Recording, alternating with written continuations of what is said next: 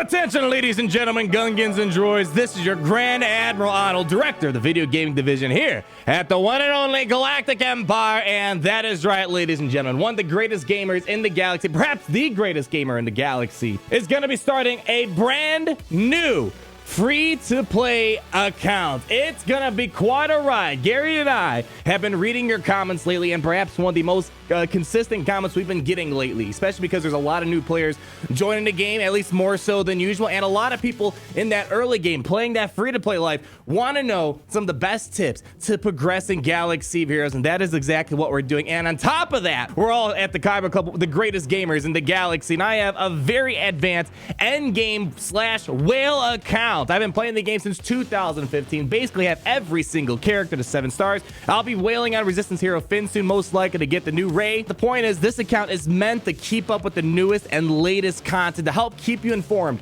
and what is going on in Galaxy of Heroes. But I will say it's been a long time since I started a brand new account. I started in December 2015 and the game is totally different ever since then. I think I got a brand new strategy that's going to replace the Phoenix farm we've traditionally been giving players to start off in the game. This is something, instead of just telling you guys to do, I'm always someone that if I'm going to review something or give you advice, I do it myself. I put my own money on the line, or in this situation, I'm going to be testing out that strategy. And just to summarize what we're going to be doing, we're going to be investigating if Separatist is going to be the best place to start in Galaxy of Heroes compared to the Phoenix Squadron, because the Separatist is a more superior team at the beginning game and end game compared to the Phoenix, and they're going to help you unlock better legendary quality characters compared to the Phoenix Squadron. So if you think this beginner content is going to be helpful for you guys, or at least entertaining, let me know in the poll in the top right hand corner, so I know it's going to be worth my time, because the game is totally different and I want to try to make the experience fun for everyone. I got a lot of beginner guides I have in mind, so if you guys want to see that stuff happen,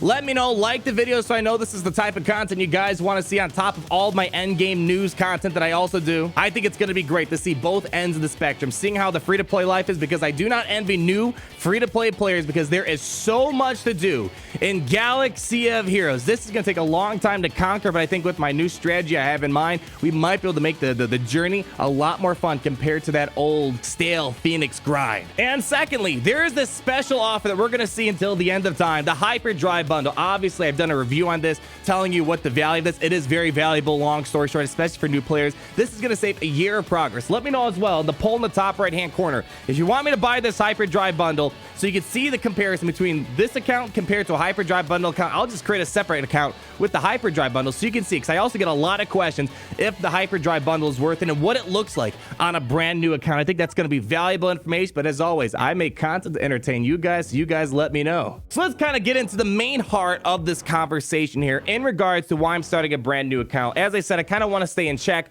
with the free-to-play life while I also start whale on my other accounts so I can keep up with the new content. I think it's nice having both sides of the spectrum and to help out new players. And the main area I think there could be improvement for is what is the best team to start farming in Galaxy of Heroes. And right now it has been the tested strategy of all time, and probably the most universal tip is the first team to start off with in Galaxy of Heroes is the Phoenix Squadron. You're getting Kanan, Herrig, Zeb, Ezra, and Chopper. This allows you, as I've shown you in my legendary farming guides, it allows you to get the Emperor Palpatine, Thrawn, Commander Luke Skywalker, R2-D2, all this other fun stuff out there. But the problem I have is, one, the Phoenix, it's not the most exciting team. Secondly, eventually at some point the Phoenix becomes extremely outdated in Galaxy Heroes. 3, a lot of people are going to have Phoenix, and Phoenix mirror matches are not going to be fun at that beginning end of the game. And 4, the characters you get out of the Phoenix team are not really as good anymore. Commander Luke Skywalker kind of falling out of favor. It's not really that amazing at the end game unless you have Chewbacca and C-3PO. Thrawn is okay. He's kind of losing viability, but he's always counter meta, that he's always kind of helpful. Palpatine, not as amazing anymore. He's still an okay team, but not as great as some of the other legendaries in the game. And R2-D2 is just R2-D2 is actually not being used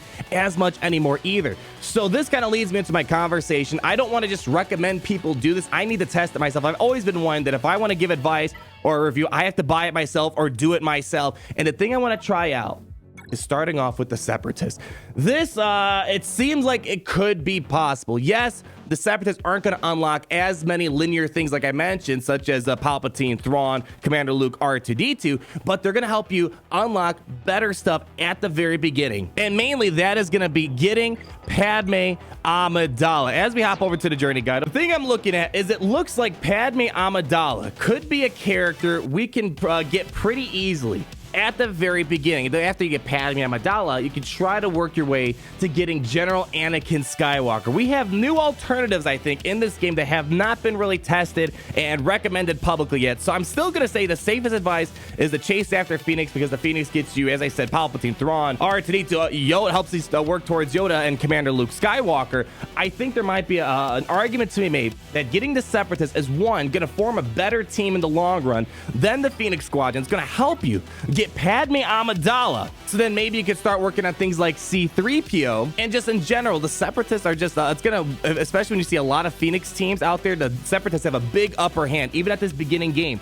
to take on the Phoenix Squadron. And let me explain the team I'm kind of looking at right now to kind of maybe start this new journey for beginner players. Again, I'd say wait till I do it myself before you guys follow, but heck, if you want to do it because it seems more fun than doing the Phoenix Squadron, by all means, feel free to do so. So here's the idea that I have, ladies and gentlemen. There are definitely 5 easily accessible characters you can kind of get at this beginning end of the game, and Newt Gunray, I sing praises about this character even at the end game. He is definitely in that top 25% or so best characters in Galaxy of Heroes in the master category, as I ranked in my all characters ranked video the other day. This character is huge. He's used for so many teams, and especially his extortion capabilities does wonders. You can use a low gear Newt Gunray to get a 7-star Padme Amidala because of just how genius his kit is. And this, I mean, and because a lot of teams are going to see like Bastila and Phoenix kind of climbing up as a new player, this guy counters those two teams right there. So I'm thinking in terms of your initial squad arena climb,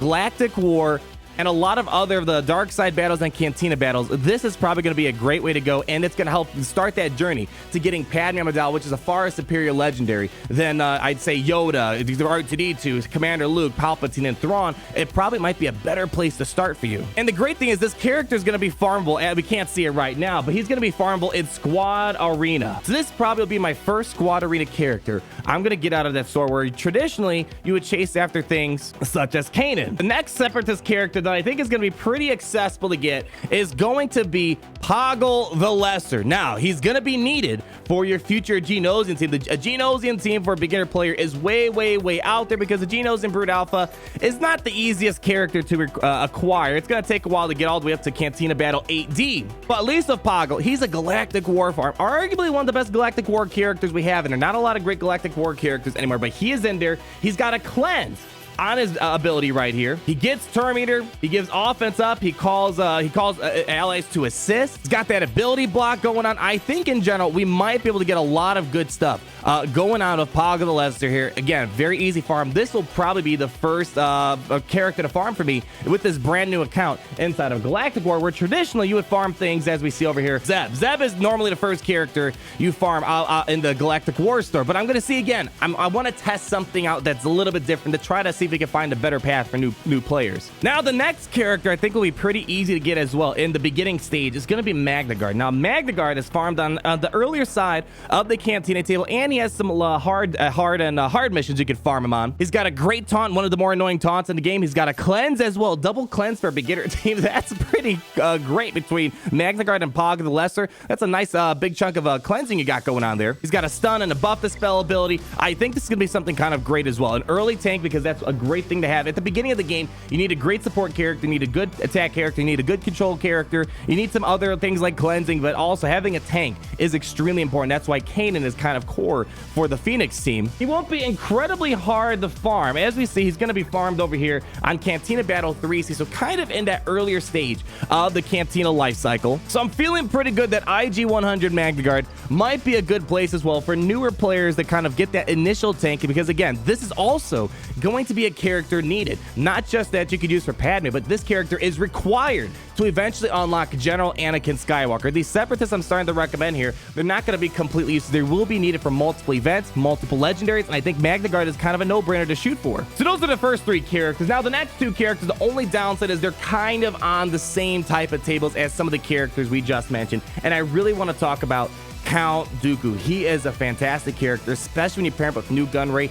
Deadly combo, even at the end game. Nute Gunray and Count Dooku is a very deadly team to be running and kind of a must-have if you're playing at the end game state. Unlike Phoenix, I can't really say Phoenix is needed for end game. This stuff is needed for end game. Could be used for Padme Amidala. Nute Gunray and Count Dooku make the Padme Amidala event incredibly easy with all the stuns and shocks, the stuns and ability blocks on the basic. The Master Makasha, which grants Terminator, cleanses himself, all that other amazing stuff right here, and gives the stealth, so you're forced to go after things like Magna Guard on this team. And the only downside that I could really show, I can't show where it's farmed here. Yes, there are some hard battles, but there we go. Battle 6G and Cantina. That's the only problem. Magna Guard and Count Dooku are kind of on the same exact table, but it's going to take a little bit of time between Magna Guard and Count Dooku, so you might be able to unlock IG 100 before you get to Count Dooku's node here. So those are the 4 characters, and the last character I kind of want to talk about is going to be Asajj Ventress. Again, this character you can use for Padme Amidala and is super important for the end game. She forms an amazing Night Sister team. She's great with just the Separatists. Basically a must-have for the raid content, especially the Sith raid if you want to get some great damage. So it's going to set you up for a great Sith raid team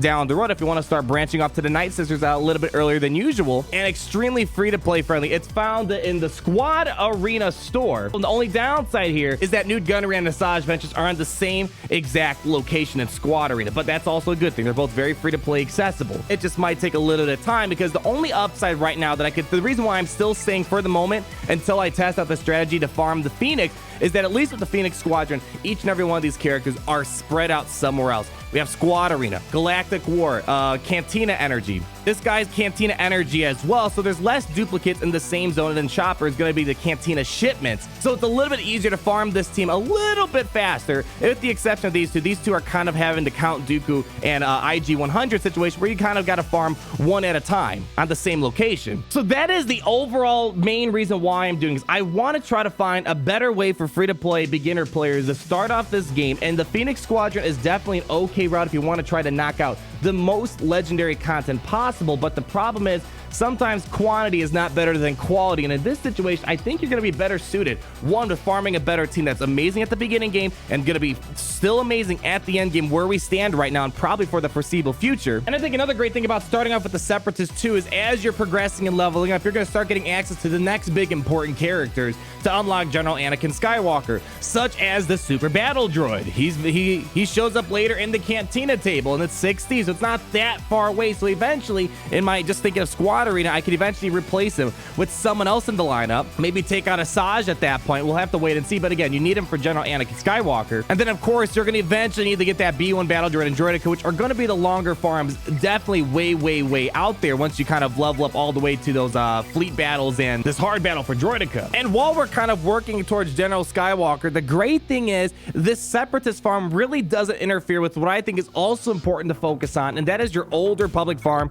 the chase after Jedi Knight Revan. Jedi Knight Revan and Darth Vader are both characters you kind of got to get at some point, and you still can passively farm for these things because these guys aren't really the most free to play in the world. Bastila Shan, hard node battle. Karth, hard node battle. Jolie, hard node and fleet battle. Missions, luckily Cantina and T3 and 4, but you don't need to rush these farms because Jolie, Bastila, and Karth are going to take a little bit of time, and Zalbar as well. So this is primarily a hard node farm with the exception of the two Cantina Energy teams right here, the two Cantina Energy characters right here. So the great thing is that I'm trying to say is that the Separatists are going to help you get things like Padme early on, but it's also not going to interfere with your Old Republic farm once you kind of are ready to start farming these things, because the fleet battles are definitely going to take a little bit of time for us to master at this beginning end of the stage. So I think I like this strategy. Working on your Separatists, getting Padme, working on those other Separatists to kind of get ready for General Anakin Skywalker, and since you have your Padme, you can start working towards things like trying to get your Ewoks to unlock C-3PO. Luckily, these aren't crazy hard to farm with the exception of Wicket being the only single hard node farm. I mean,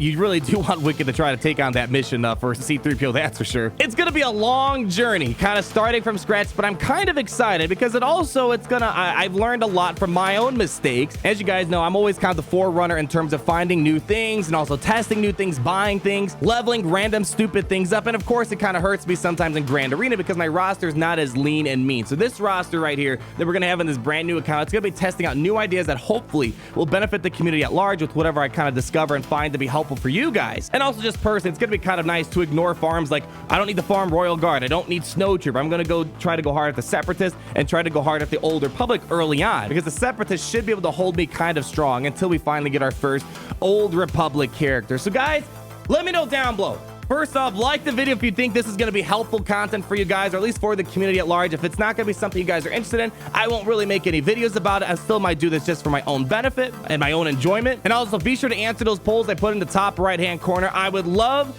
to hear your thoughts on this strategy. Let me know what your thoughts are down below. Do you think this is going to be a good idea? Separatist better than the Phoenix at the beginning end of the stage? Let me know down below and all your thoughts. Like if you did enjoy the video, comment down below, and be sure to subscribe so you support the Empire and you're not missing a thing, because all the best players in the galaxy watch this channel. And I'll see all you lovely people in the next video. Peace out, everyone.